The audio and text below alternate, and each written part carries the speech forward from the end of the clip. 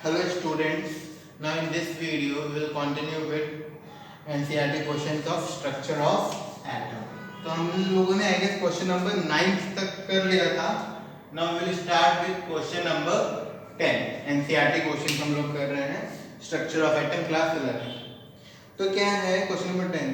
A wavelength of 242 nanometre. एक आपका radiation है, इसकी वेवलेंथ कितनी है? 242 नैनोमीटर. मतलब ये क्या है? 242 into 10 to the power -9 metre. ठीक है. अच्छा, वो इतनी है is sufficient to ionize the sodium atom. It is sufficient इतनी है कि ये क्या कर देगी?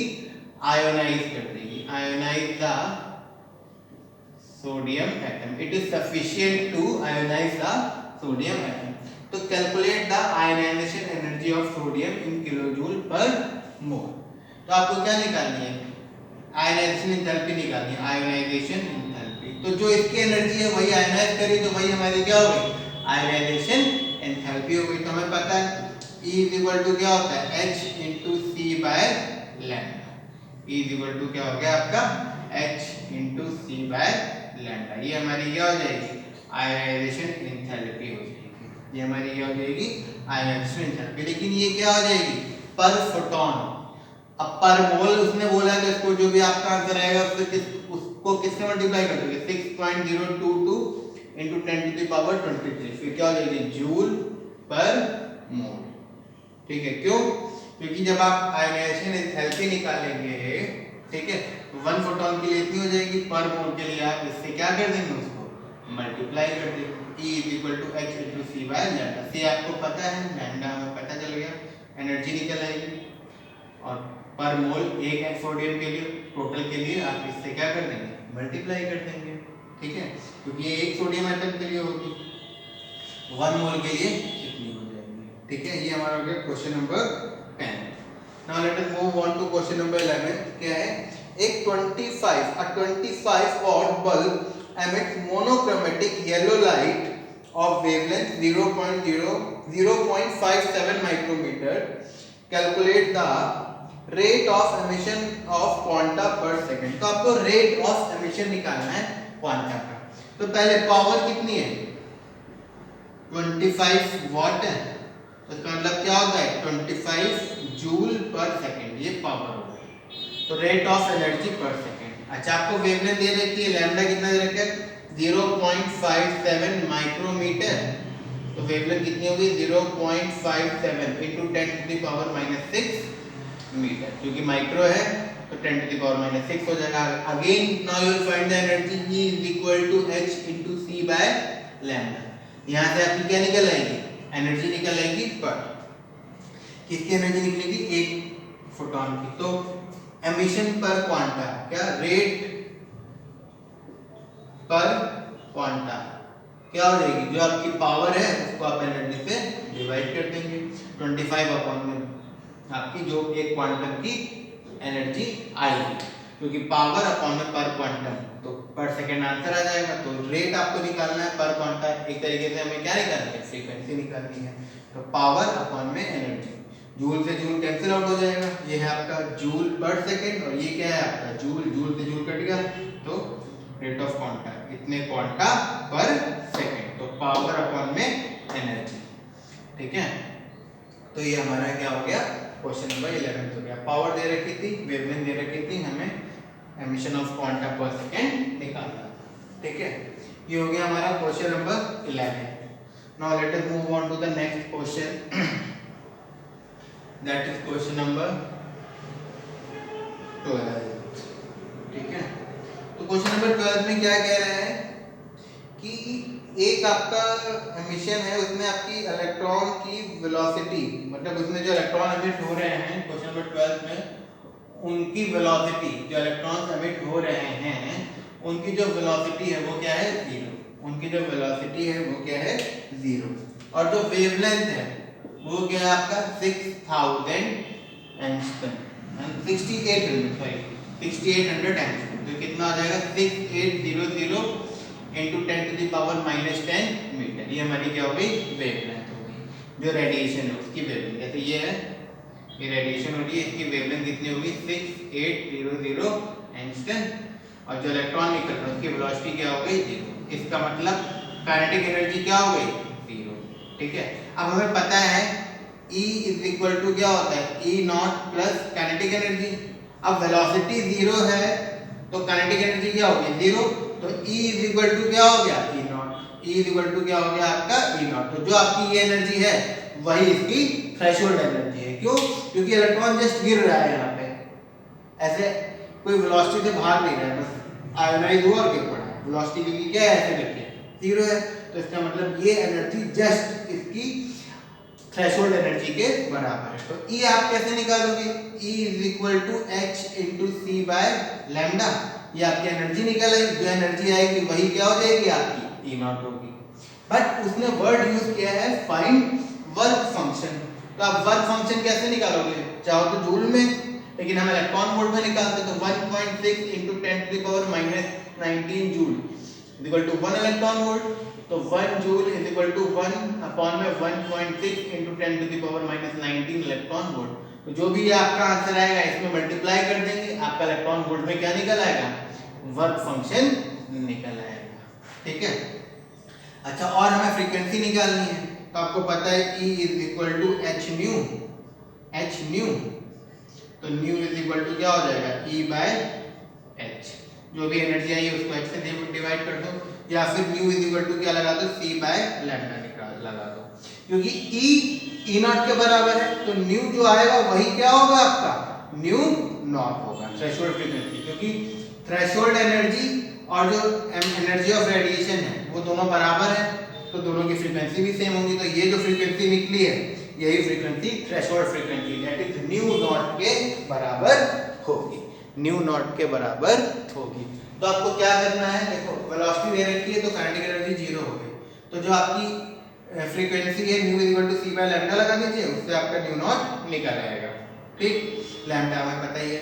फिर E equal to hc by lambda है, ये एनर्जी हमारी जूल में आई, यही हमारा वर्क फंक्शन। अब अगर उसको इलेक्ट्रॉन वोल्ट में कन्वर्ट करना है तो जो एनर्जी आएगी उसको इस पार्ट से क्या कर देंगे आप मल्टीप्लाई कर देंगे, आपकी एनर्जी इलेक्ट्रॉन वोल्ट में कन्वर्ट हो जाएगी। Okay, so this is our question number 12। Now let us move on to question number 13। Question number 13, अब जब हम क्वेश्चन नंबर 13 देखेंगे तो क्या है कि wavelength for hydrogen atom for transition is equal to 4 to 2। तो हमें पता है वेव नंबर क्या होता है 10967 into 1 अपॉन में m इक्वल टू क्या है 4 to 2 है, तो यहाँ पे क्या हो जाएगा 2 का स्क्वायर माइनस 1 अपॉन में 4 का स्क्वायर। तो यहाँ से आपका क्या निकल आएगा वेव नंबर निकल आएगा। तो लैम्डा इक्वल टू क्या होगा 1 अपॉन में वेव नंबर, ये आपका आंसर आ जाएगा। ये क्या होगा मीटर इनवर्स, सिंपल। ठीक है, क्वेश्चन नंबर 14। तो ये ट्रांजिशन में रखा था ना 4 से 2, तो 2 और ये 4। ओके, फिर question number 14, energy required to ionise the atom hydrogen atom if electron occupies n is equal to 5। अब देखो क्वेश्चन नंबर 14 क्या है, ये आपका हाइड्रोजन का एटम है 1 2 3 4 5। इलेक्ट्रॉन आपका कहाँ पे है, यहाँ पे, कहाँ पे, यहाँ पे इलेक्ट्रॉन। ठीक है, अब यहाँ से इसको n इज इक्वल टू 5 से आप कहाँ ले जा रहे हो n is equal to infinity पे।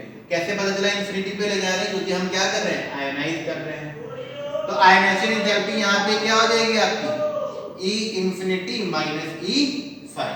अब हमको पता है E इंफिनिटी हमेशा क्या होगा 0, तो E इज इक्वल टू क्या हो जाएगा 0 माइनस E5।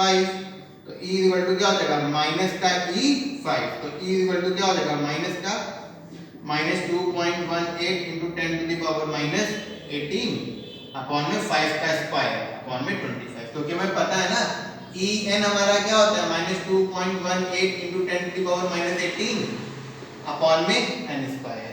ठीक है, हाइड्रोजन के लिए। ठीक है, तो वही हमने पुट कर दिया, क्योंकि E5 है तो minus 2.18 into 10 to the power minus 18 upon में 25 का स्क्वायर क्या हो गया, और 5 का स्क्वायर क्या हो गया 25। ये आपकी कितने जूल एनर्जी हो गई, और माइनस माइनस क्या हो जाएगा प्लस हो जाएगा। तो ये क्या हो जाएगा, E is equal to 2.18 into 10 to the power minus 18 upon में 25 जूल। ये हमारी आ गई, ठीक है। अच्छा, उसके आगे यही क्वेश्चन क्या कह रहा है, orbit and compare with ionisation enthalpy for, अगर n इज इक्वल टू 1 से जाता है, अगर यहां से जाता है, यहां पे n इज इक्वल टू क्या है 1, अब यहां से अगर जा रहा है, यहां से भी कहां तक जाएगा, इंफिनिटी तक जाएगा, इंफिनिटी तक जाएगा अगर आप आयोनाइज कर रहे हैं। तो सेकंड केस में E इज इक्वल टू क्या हो जाएगा, E इंफिनिटी माइनस E1, ठीक है। तो अब आपको पता है E इज इक्वल टू क्या हो जाएगा, माइनस का E1, तो E इज इक्वल टू क्या हो जाएगा, माइनस का 2.18 into 10 to the power minus 18 upon में 1 का स्क्वायर 1 ही हो जाएगा। तो यहाँ पे E डैश ले लो इसको मान, हाँ, तो E डैश क्या हो जाएगा 2.18 into 10 to the power minus 18 joule. ये 1 से हो गई और ये 5 हो गई। कंपेयर करना तो इन दोनों का आप क्या निकाल देंगे, रेशियो निकाल देंगे।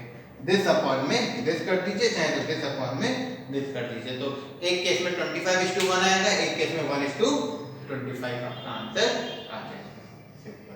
तो कुछ नहीं करना था, आयोनाइजेशन हम लोग ने पहले डिस्कस किया, जब भी आयोनाइजेशन एंथैल्पी निकालनी है तो इनफाइनाइट में से वो माइनस कर दो बस। तो 0 minus this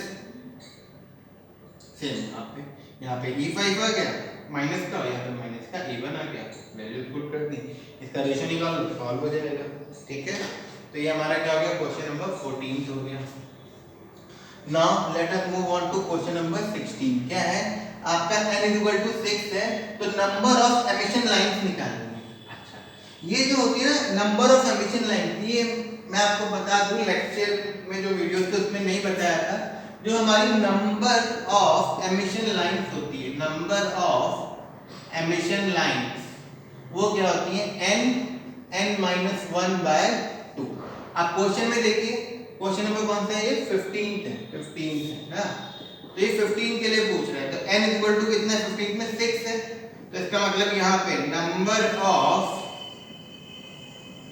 emission lines, number of emission lines क्या हो जाएंगे आपकी, n is equal to, oh sorry, number of emission lines is equal to n की जगह क्या आ जाएगा, 6 into 6 minus 1 divide by 2, that is 6 into 5 divide by 2, 30 divide by 2, तो कितना हो जाएगी आपकी 15। तो कितनी लाइंस आएंगी आपकी, 15 एमिशन लाइंस आएंगी। ओके, ये हमारा कौन सा क्वेश्चन हो गया, क्वेश्चन नंबर 15 हो गया, क्वेश्चन नंबर 15 हो गया, ठीक है। Similarly now let us move on to question number 16। तो क्वेश्चन नंबर 16 आएगा तब अपने आप ही कर सकते हैं, अगर देखेंगे क्या कह रहा है, the energy associated with first orbit in the hydrogen atom is, first orbit in the hydrogen atom हमें एनर्जी दे रखी है, कितनी दे रखी है, 2.18 into 10 to the power minus 18 joule पर एटम, ठीक है।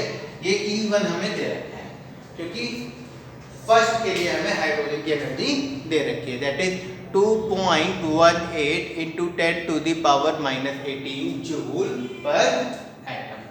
ओके, अब ये क्या कह रहा है इसमें, what is the energy associated with fifth orbit। तो E1 दे रखा है, तो अभी पीछे ही हम लोगों ने क्वेश्चन किया, E5 क्या हो जाएगा, माइनस का 2.18 into 10 to the power minus 18 upon में 25, क्योंकि 5 का स्क्वायर हो जाएगा जूल पर एटम, है ना।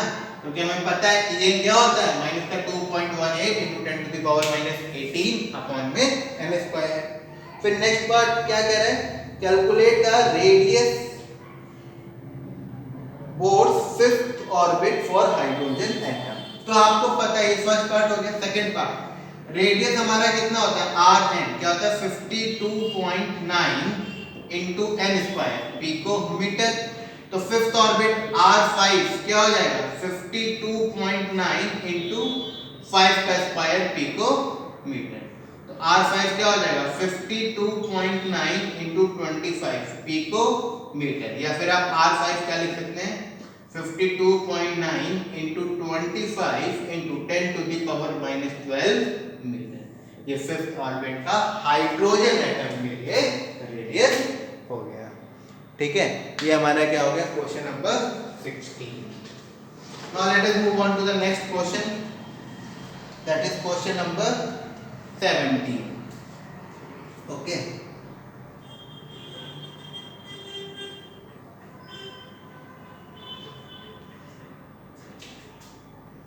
Question number 17. अब देखिए क्वेश्चन नंबर 17 में क्या है, calculate the wave number for longest wavelength. अब यहाँ पे वेव नंबर निकालना है for longest wavelength in the Balmer series.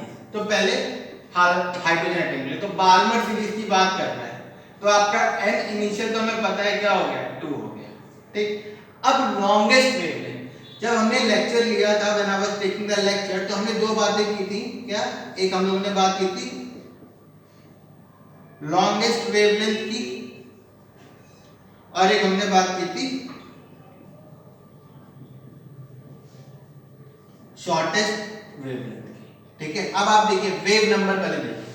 Wave number is equal to कितना होगा, 109,677 अपॉन में 1 बाय 2 का स्क्वायर मतलब 4. एक बार n इक्वल टू 2 से n इक्वल टू क्या ले लेते हैं, 3. तो आप -1 अपॉन में 9. सेकेंड केस में एक और वेव नंबर ले लेते हैं 109,677. तो 1 अपॉन में 4 -1 अपॉन में इंफिनिटी. तो ये वाला केस आप लेके चलिए पहले, इस वाले केस को. इसमें देखिए आप ऊपर आए अगर, तो वेव नंबर क्या हो जाएगा 109,677. इसको सॉल्व करेंगे तो क्या आ जाएगा 9 - 4 बाय 36. तो 9 में से 4 का कितना बचा 5 मल्टीप्लाइड बाय 5 बाय 36.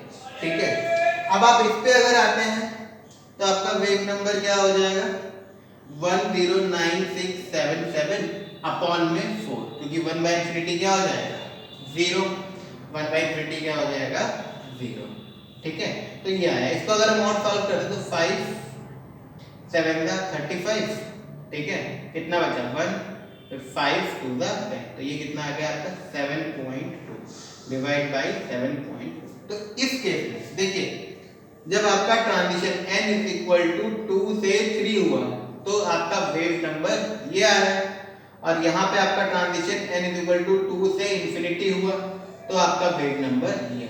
ठीक है, यहाँ पे देखिए वेव नंबर 109,677/4 है. यहाँ पे आपका वेव नंबर 109,677 डिवाइड बाय 7.2 है. तो यहाँ पे वेव नंबर छोटा है और यहाँ पे वेव नंबर बड़ा है, क्योंकि डिवाइड बाय 4 हो रहा है, ये डिवाइड बाय 7.2 हो रहा है. तो अब हमें पता है लैम्डा जो है वो रेसिप्रोकल होता है वेव नंबर के. ठीक है, तो यहाँ पे आपका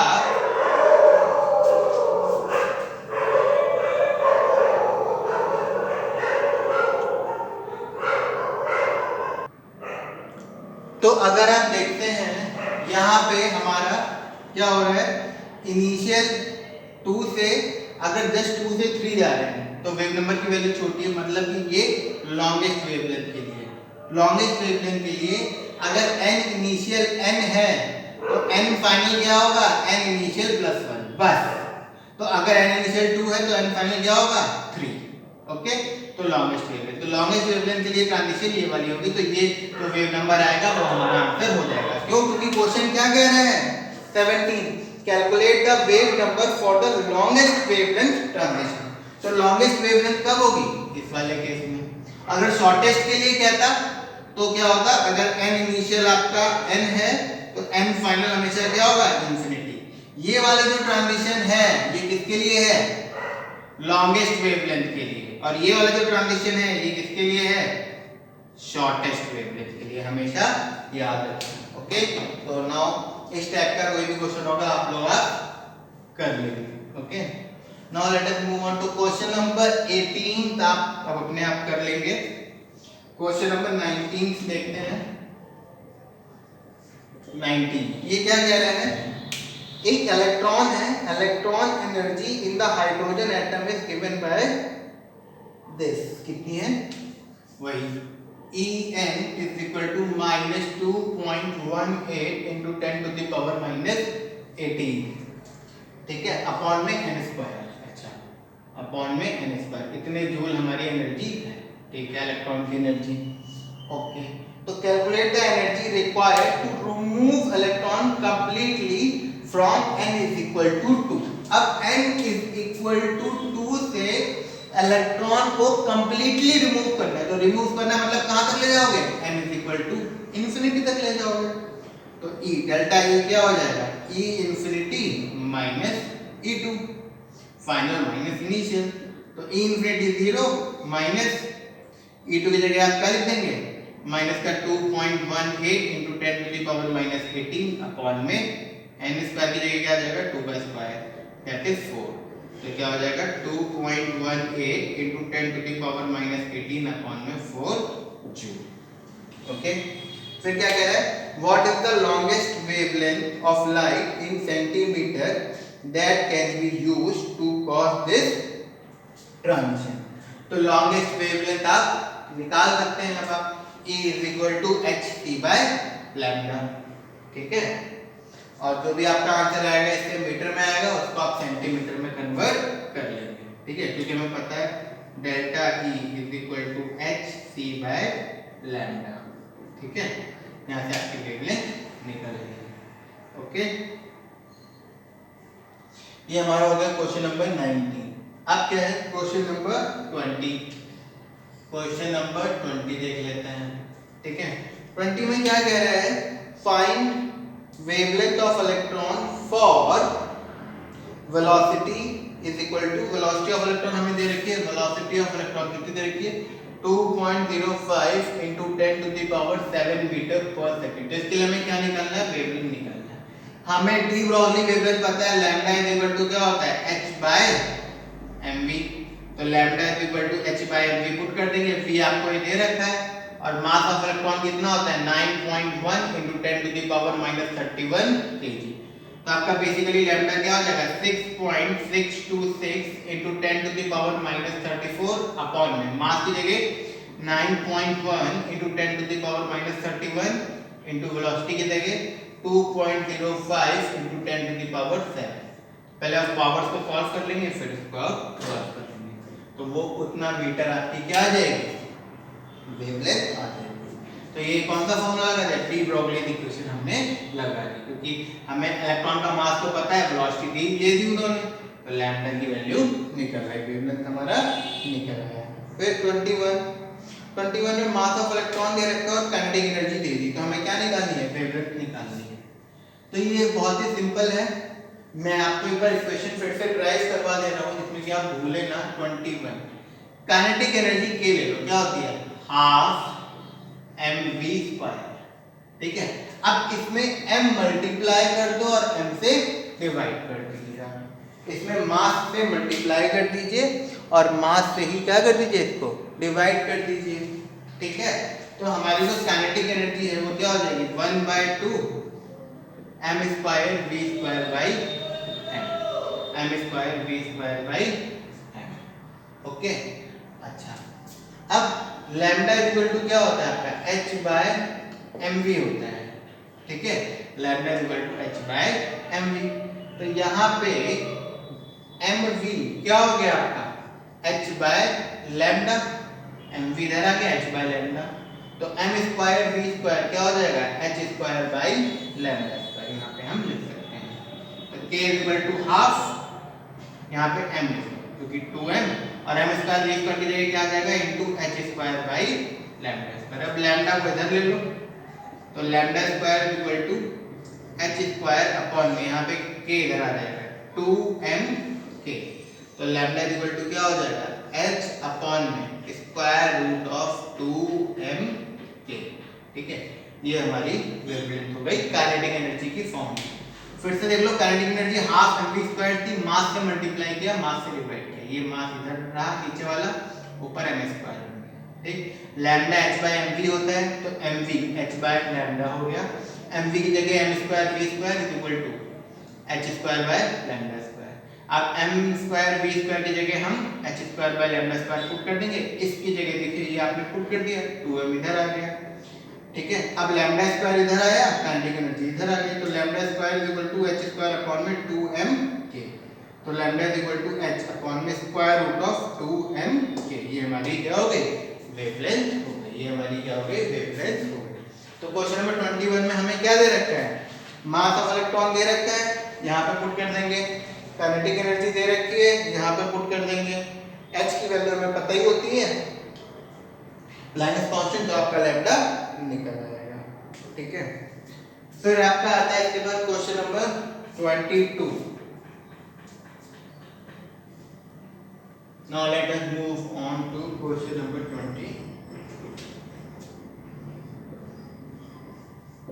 अब क्वेश्चन नंबर 22 जब हम देखते हैं तो बेसिकली क्या है, which of the following are isoelectronic. Question क्या है देख लीजिए, क्या which of the following are isoelectronic, इनमें से कौन आइसो इलेक्ट्रॉनिक है। ठीक है, तो सबसे पहले आइसो इलेक्ट्रॉनिक का मतलब क्या होता है, सेम नंबर ऑफ इलेक्ट्रॉन्स, वो स्पीशीज जिसमें सेम नंबर ऑफ इलेक्ट्रॉन्स हो। तो आपको पहले हम लोग सबके इलेक्ट्रॉन्स लिख लेते हैं। सोडियम में कितने होते हैं, सोडियम का एटॉमिक नंबर कितना होता है 11, तो इसका मतलब Na+ में कितने इलेक्ट्रॉन होंगे, कम हो जाएगा, 1 प्लस आया 10 हो जाएंगे। ठीक है, ऐसे ही पोटेशियम का ले लो, पोटेशियम का कितना होता है 19। ठीक है, क्या होता है आपका 19 होता है। ठीक है, अच्छा तो आपका K+ में कितने हो जाएंगे 18 हो जाएंगे, कितने हो जाएंगे 18 हो जाएंगे। ठीक है, फिर आपका क्या है पोटेशियम के बाद Mg, मैग्नीशियम में कितने होते हैं हमारे 12 होता है एटॉमिक नंबर, तो Mg2+ में फिर से 2 कम हो जाएंगे 10 हो जाएंगे। ठीक है, फिर आपका क्या आता है Ca2+, तो कैल्शियम में कितने होते हैं हमारे 20, तो Ca2+ में कितने हो जाएंगे 18 हो जाएंगे, Ca2+ में कितने हो जाएंगे 18 हो जाएंगे। फिर सल्फर है, सल्फर में हमारे कितने होते हैं 16 होते हैं। अब S के ऊपर 2 माइनस आ गया तो मतलब 2 इलेक्ट्रॉन बढ़ गए, तो 16 + 2 हो जाएंगे 18। जब भी प्लस जितना चार्ज आएगा हमेशा याद रखना, जितना पॉजिटिव चार्ज आएगा उतना एटॉमिक नंबर में से माइनस होगा, जितना नेगेटिव चार्ज आएगा उतना एटॉमिक नंबर में ऐड होगा। ठीक है, तो ये आपके हो गए। तो इसका मतलब सोडियम Na+ में कितने इलेक्ट्रॉन है 10, Mg2+ में भी कितने इलेक्ट्रॉन है 10, K+ में कितने 18, Ca2+ में भी कितने 18 और H2- में भी कितने 18। तो ये दोनों हमारे आइसो इलेक्ट्रॉनिक हो गए और इधर हमारे ये तीनों आइसो इलेक्ट्रॉनिक हो गए। इन दोनों में 10 इलेक्ट्रॉन है, इसमें 18 18 और 18, तो ये आपस में आइसो इलेक्ट्रॉनिक है और ये तीनों आपस में क्या है आइसो इलेक्ट्रॉनिक। ठीक है, तो this was question number 22। Now we will move on to next question, that is 23 I guess आप लोग कर लेंगे, बहुत इजी क्वेश्चन है। 24 क्या है वो भी आप कर लोगे, lowest value of n for which g is allowed, है ना। तो ये देखिए 24th में क्या, lowest value of n for which g is allowed, for which g is allowed, lowest value of n for which g is allowed. ठीक है, तो अब देखिए आपका जब n = 1 होता है तो उसमें केवल s आता है, n = 2 में हमारा क्या क्या आता है s और p। ठीक है, n = 3 में क्या आता है s p और d, n = 4 में क्या आता है s p d f, n = 5 में क्या आएगा s p d f और g। तो लोएस्ट वैल्यू जब आपका n शो होता है क्या है आपका n = 5। ठीक है, क्यों, क्योंकि देख लीजिए फिर से l = 0 का मतलब s, l = 1 का मतलब p, l = 2 का मतलब d, l = 3 का मतलब f, l = 4 का मतलब g, l = 5 का मतलब h, ऐसे ही आपका चलता रहता है।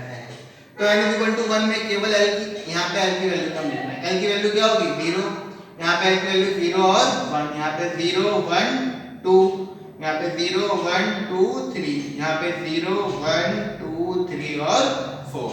तो L की वैल्यू 4 पे जी आएगा, क्योंकि n इक्वल टू 5 नहीं तो आप 4 तक जा पाएंगे, क्योंकि L की वैल्यू क्या होती है 0 to n minus 1, 0 to n minus 1। तो यहाँ पे 0 से 4 तक आप आ गए, 4 पे आए तो आपको g मिल गया।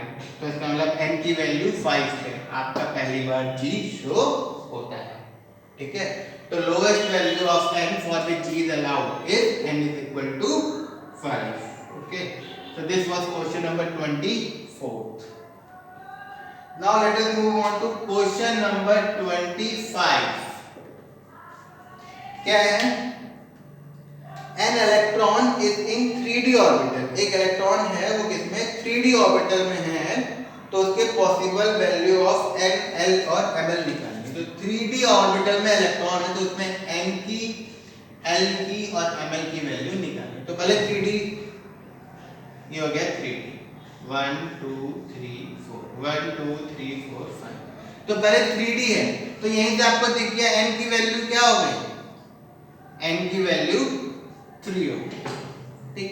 अब क्योंकि हमें दिख रहा है d है तो d है, इसका मतलब l की वैल्यू क्या हो गई 2 हो गई। अच्छा अब ml की वैल्यू क्या होती है -L2 + L, तो क्या हो जाएगी -2 -1 0 1 और 2। तो ये -2 -1 0 1 और 2, और ये हमारा क्या हो गया 3D ऑर्बिटल हो गया। तो 3D के लिए n की वैल्यू 3 होगी, l की वैल्यू 2 होगी और ml की वैल्यू इनमें से कुछ हो सकती है। अगर इलेक्ट्रॉन इसमें है तो ये होगी -2, इसमें है तो -1, इसमें है तो 0, इसमें है तो 1, इसमें है तो 2, ठीक है। और वही अगर इलेक्ट्रॉन ऊपर को है तो एक और नया आ जाएगा, s क्या होगा 1/2, और इलेक्ट्रॉन नीचे को है तो इसमें s क्या आ जाएगा -1/2, ठीक है। तो ये हमारी वैल्यूज होंगी। So this is our question number 5। फिर क्या है, an atom contains 29 electrons and 35 neutrons. अच्छा जी, क्या है, एक एटम है, जब उन्होंने सिंपल एटम लिखा है तो मतलब वो क्या है न्यूट्रल है, क्या है वो न्यूट्रल है, ठीक है। क्वेश्चन नंबर 26 तो क्या है, नंबर ऑफ इलेक्ट्रॉन कितने हैं हमारे 29, और आपके number of proton, number of neutron कितने हैं हमारे 35। तो नंबर ऑफ प्रोटॉन हमें पता है क्या, in neutral state number of electrons is equal to number of protons। Neutral state में नंबर ऑफ इलेक्ट्रॉन्स और प्रोटॉन्स क्या होते हैं बराबर। तो इसका मतलब यहां से नंबर ऑफ प्रोटॉन्स क्या हो जाएगा हमारा 29 हो जाएगा, ठीक है।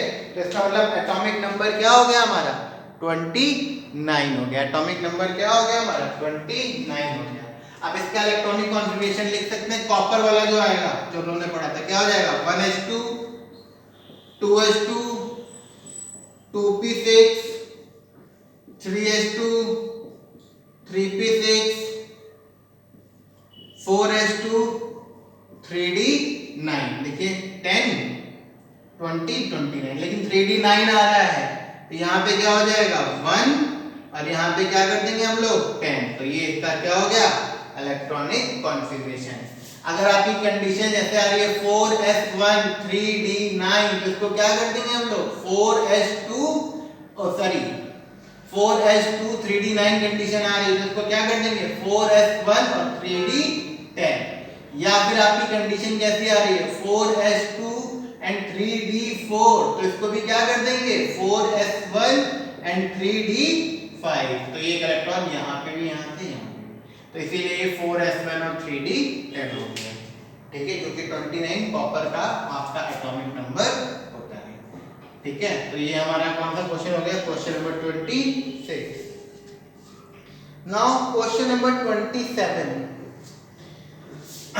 जब हम 27th क्वेश्चन देखेंगे अगर, तो उसमें क्या कह रहा है क्वेश्चन नंबर 27, इसमें हमें क्या निकालना है नंबर ऑफ इलेक्ट्रॉन्स निकालना है, किसमें H2 प्लस में, H2 प्लस में। तो पहले प्लस को भूल जाओ, केवल H2 को लेके चलो। हाइड्रोजन में कितने इलेक्ट्रॉन होते हैं 1 इलेक्ट्रॉन होते हैं, तो H2 में कितने हो जाएंगे 2 इलेक्ट्रॉन्स हो जाएंगे। लेकिन प्लस आ गया पॉजिटिव 1 तो -1 कर दोगे, ठीक है, तो कितने बचे 1 इलेक्ट्रॉन। तो H2 प्लस में कितने इलेक्ट्रॉन बचे 1 इलेक्ट्रॉन। अब उसके बाद क्या H2 में तो हमें पता ही है कितने H2 में कितने इलेक्ट्रॉन हो जाएंगे 2 इलेक्ट्रॉन हो जाएंगे, क्योंकि हाइड्रोजन में 1 इलेक्ट्रॉन होता है। फिर क्या है O2 प्लस। अभी देखिए O2 प्लस, तो पहले ऑक्सीजन में कितने इलेक्ट्रॉन्स होते हैं 8 इलेक्ट्रॉन होते हैं। कितने इलेक्ट्रॉन्स होते हैं 8 होते हैं। तो इसका मतलब O2 में कितने हो जाएंगे 16 इलेक्ट्रॉन्स हो जाएंगे, ठीक है, क्योंकि ऑक्सीजन में कितने होते हैं 8 होते हैं, तो O2 में कितने हो जाएंगे 16 इलेक्ट्रॉन्स हो जाएंगे। तो अब O2 के ऊपर प्लस लग गया तो 1 इलेक्ट्रॉन कम हो जाना चाहिए, तो कितने बचेंगे 15 इलेक्ट्रॉन्स बचेंगे, ठीक है। तो ये हमारा कौन सा क्वेश्चन हो गया 27। Now let us move on to question number 28। Question number 28 ये क्या कह रहे हैं, in an atomic orbital, first part है ये, ठीक है, n is equal to 3, तो find the values of L and Ml। तो ये तो हो जाएगा, देखो n की वैल्यू 3 है तो L की वैल्यू क्या हो सकती है 0 हो सकती है, 1 हो सकती है और 2 हो सकती है, क्योंकि L is equal to 0 से n-1 तक जाता है।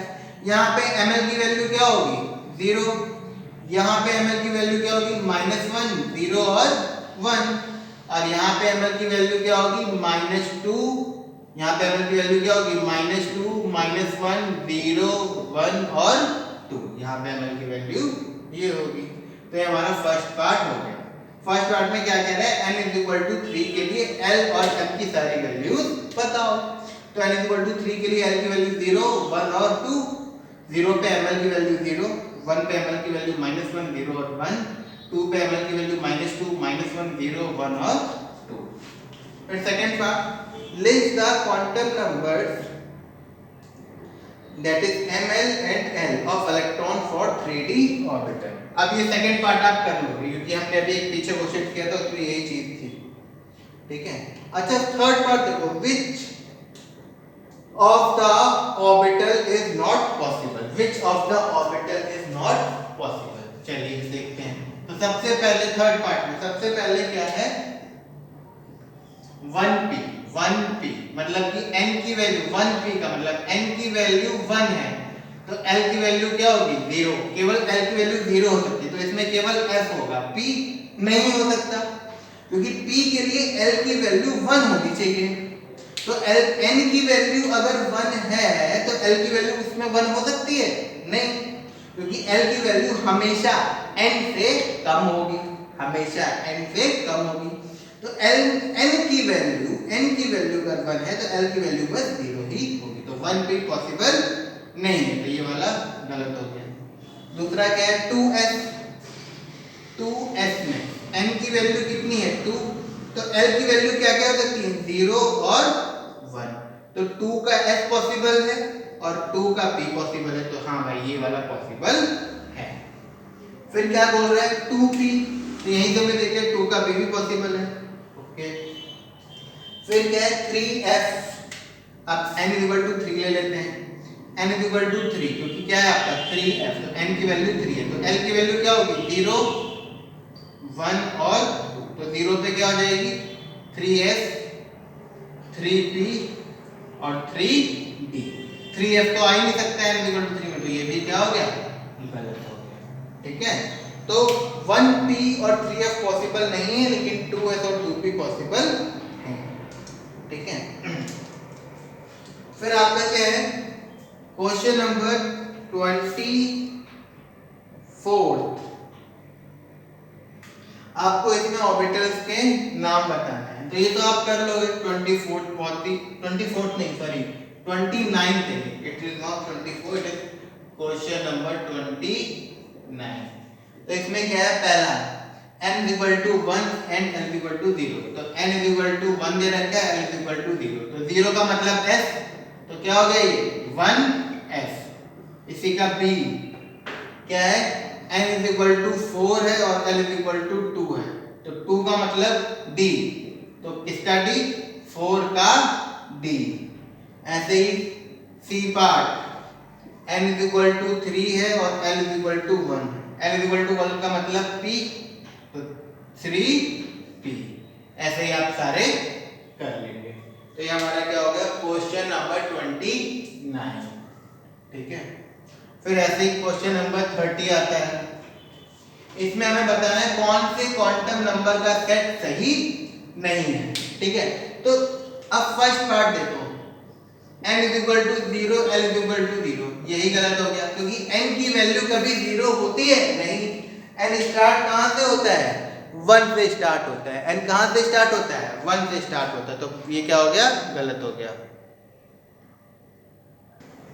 ठीक है, n इज इक्वल टू 0 और l इज इक्वल टू 0, तो क्योंकि n तो 0 हो ही नहीं सकता तो ये गलत हो गया। अब सेकंड पार्ट देखिए आप, स्टार्टिंग में n is equal to 1, l is equal to 0, हाँ ये पॉसिबल है, सही है। Third part, n is equal to 1, l is equal to 1, ये भी पॉसिबल नहीं है। l की वैल्यू कभी n के बराबर नहीं हो सकती। Fourth part, n is equal to 2, l is equal to 1, ये ठीक है। Fifth part, n is equal to 3, l is equal to 3, ये भी गलत है। l और n की वैल्यू सेम नहीं हो सकती, l हमेशा n से छोटा होना चाहिए। ठीक है, फिर sixth part, n is equal to 3 और l इज इक्वल टू 1, हाँ ये पॉसिबल है। ठीक है, n की वैल्यू 3 तो l की वैल्यू 1 हो सकती है। तो ये फर्स्ट, थर्ड और फिफ्थ गलत है, सेकंड, फोर्थ और सिक्स्थ सही है। ठीक है, तो ये हमने क्वेश्चन नंबर 30 तक कर लिए हैं। बाकी क्वेश्चन हम लोग नेक्स्ट वीडियो में कवर कर लेंगे। ओके।